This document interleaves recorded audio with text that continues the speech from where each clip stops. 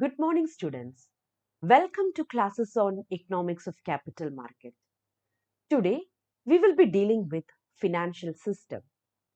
Moving on to the topic, the word system in the term financial system implies a set of complex and closely connected or interlinked institutions, agents, practices, markets, transactions, claims, and liabilities in the economy. So the word system means a set of complex and interlinked institutions, agents, practices, markets, and so on. So all this together is known as a system. Now, what is a financial system? Financial system is a set of complex and closely connected and interlinked financial institutions, financial agents, financial practices, financial markets, financial transactions, claims and liabilities in the economy. So all these financial activities together are known as financial system. A financial system or a financial sector functions as an intermediary and facilitates the flow of funds from area of surplus to area of deficit. So financial system acts as an intermediary between savers and investors. It facilitates the flow of funds from area of surplus to area of deficit. Financial system comprises of set of subsystems.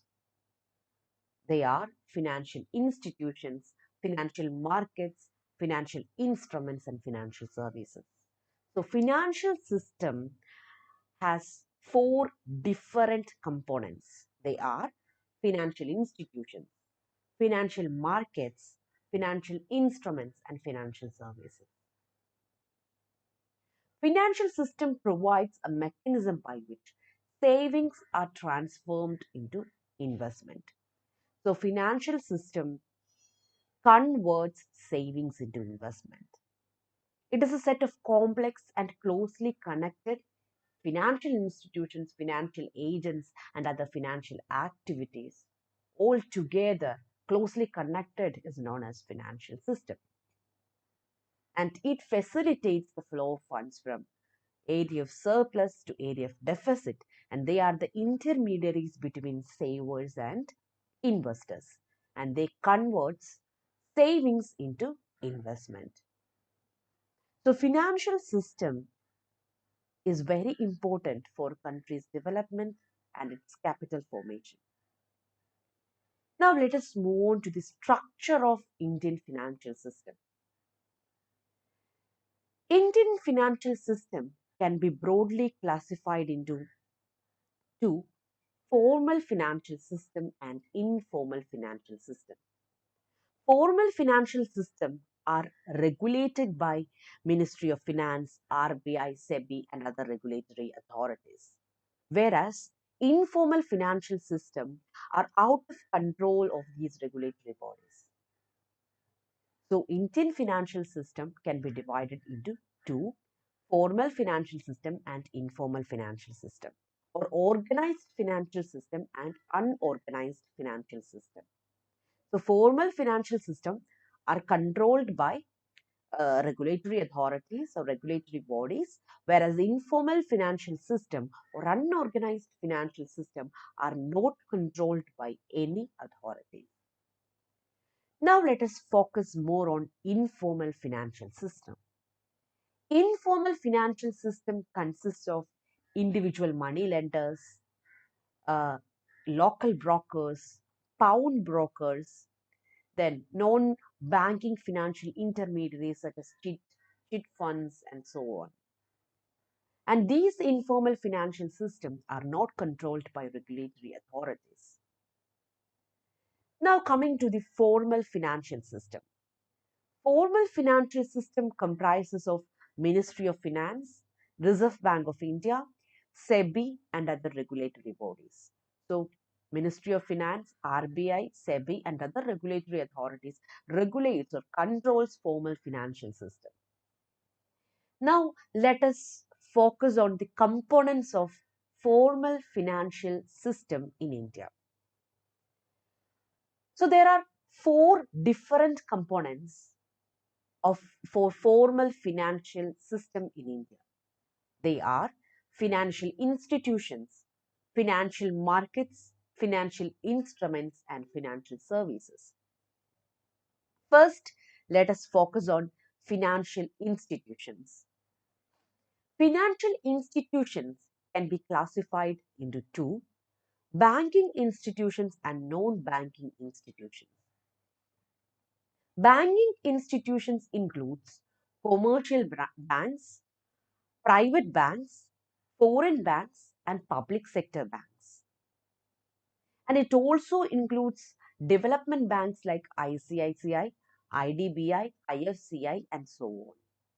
And it also includes agricultural banks like land development banks, regional rural banks, cooperative banks, NABARD, and so on.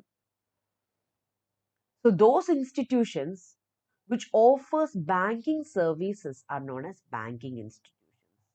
And it includes commercial banks, development banks, agricultural banks, and so on.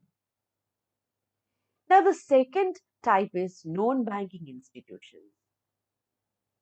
Non-banking institutions do not offer banking services such as accepting deposits and lending loans. These institutions are LIC, UTI, GIC, and so on. So, financial institutions can be broadly classified into banking institutions and non banking institutions. So, we were uh, discussing with the components of discussing about the components of Indian financial system, Indian formal financial system. So we have already discussed about the first component, financial institutions. Now let us focus on financial markets. Financial markets can be broadly classified into three: money market, capital market, and foreign exchange market. Money market is a market for short term funds. Money market can be again classified into two: organized money market and unorganized money market. Organized money market is controlled by or is headed by Reserve Bank of India, whereas unorganized sectors are out of the control of Reserve Bank of India. So money market is a market for short-term funds, and we can classify money market into two: organized money market and unorganized money market. Now let us focus on the second type, capital market. Capital market is a market for long-term funds. Here, long-term instruments such as shares, debentures, and bonds are marketed. And the third type is foreign exchange market. Foreign exchange market, which is also known as forex market, where exchange of currencies will take place. So, a foreign exchange market is a market for foreign currencies. So, financial markets can be broadly classified into three: money market, capital market, and foreign exchange market. We have in the last videos we have seen different types of classification. We already discussed about debt market, equity market, primary or new issue market, and secondary market. All these markets comes within capital market. So when we classify financial markets broadly, we can classify financial markets into three categories: money market, capital market, and foreign exchange market. All other markets like debt market, equity market, derivatives market, primary market, and secondary market comes within the capital market. So broad classification of financial markets includes three three types: money market, capital market, and foreign exchange market. So we have discussed about the two important components of organized financial system in India: financial institutions and financial market. Now let us focus on financial instruments. Financial instruments can be broadly classified into two: long-term instruments and short-term instruments. Long-term instruments includes shares, debentures, mutual funds, term loans, and so on. Whereas short-term instruments includes coal money and other money market instruments like promissory notes, bill of exchange, treasury bills, and so on. So we have already discussed about three components of organized financial system in India: financial institutions, financial markets, financial instruments. Now let us move on to the last component: financial services. Financial services can be broadly classified into two: banking services and non-banking services. Banking services are services provided by commercial banks and development banks. It includes accepting deposits, lending loans, locker facilities, ATM facilities, debit card facilities, and so on. And the second type is non-banking services. Non-banking services are provided by non-banking companies such as LIC and GIC. So, financial services can be classified into two: banking services and non-banking services. So, here in this video, we have discussed about four different components of Indian financial system: financial institutions, financial markets, financial instruments, and financial services. So, focusing on financial system, we can divide or we can classify financial system into two: organized financial system and unorganized financial system. Organized financial system are well organized.